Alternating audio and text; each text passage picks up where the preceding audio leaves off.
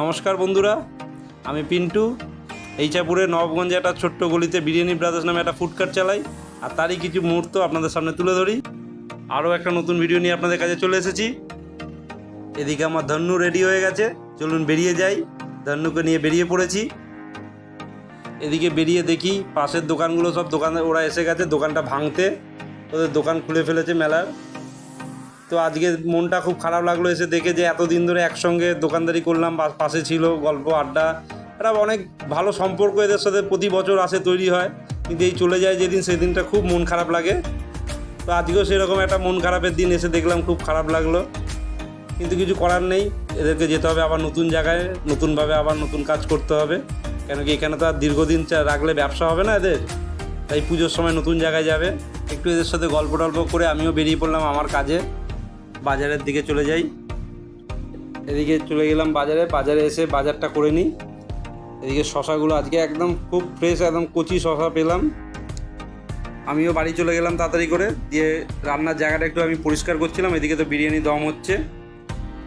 তো আপনাদের তো সকালবেলা এখন অনেক দিন ধরে দেখাতে ভুলে যাচ্ছি, কেন দেখাচ্ছি না মেন, এখন পুরো মোবাইল খুললেই এখন হচ্ছে মাংকু ভাত। আমি যেন মাংকু কাটাটা আর আপনাদের দেখাচ্ছি না এখন, নাহলে কদিন ধরে ভাবছি যে মাংকুটা কাটাটা দেখাবো। তাই আমাদের মাংকু ভাত এই মোটামুটি রেডি, মাংকু ভাত যাচ্ছে। আপনারা আসুন একটু মাংকু ভাত আমাদেরও খেয়ে যান। শুধু ভিডিওতে দেখছেন আর হাসছেন, হাহা রিয়াক্ট দিচ্ছেন, তাহলে হবে না। আমাদের দোকানে এসে আমরাও মাংকু ভাত বানাই, এটা তো আপনাদের খেয়ে দেখতে হবে কেমন হচ্ছে। আপনারা কমেন্ট করে জানান কেমন হচ্ছে। এদিকে ভাই ঠাকুর প্রণাম করে দোকানের দিকে চলে যাচ্ছে, ভাই গিয়ে দোকানটা খুলবে। এবার আমি একটু স্নান টান করে আমি 10 মিনিট একটু রেস্ট নিয়ে তারপরে আমি যাব দোকানে।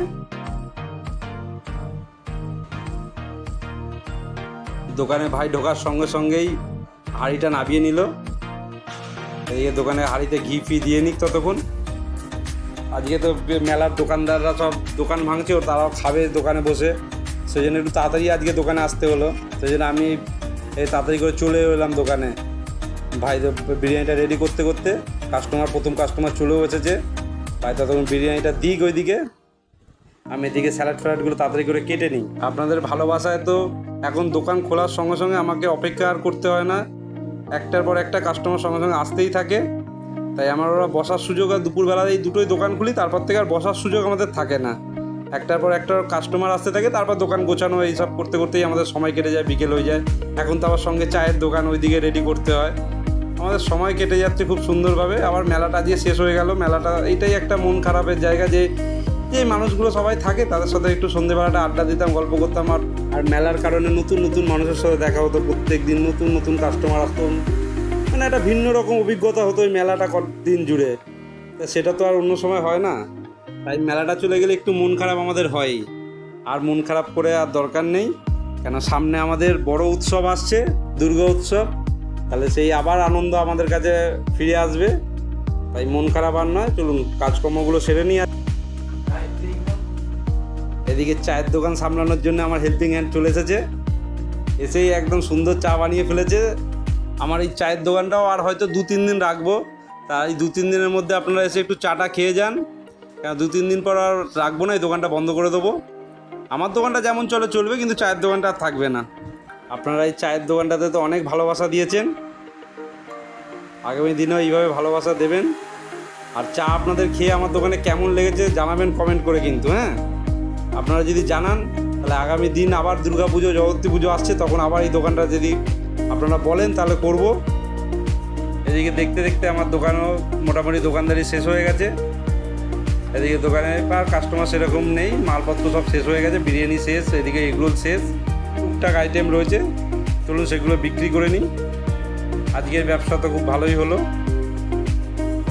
ব্যবসা নয় যদিও বা, ব্যবসা তো বা বলতে পারি না, আমরা তো ব্যবসায়ী নই, আমরা একটা দোকান চালাই। ব্যবসা মানে হলো যেটাকে নিজের সঙ্গে একটা অন্যের কর্মসংস্থান তৈরি করা যায়, সেটা ব্যবসা। কিন্তু আমরা তো সেটা পারি না।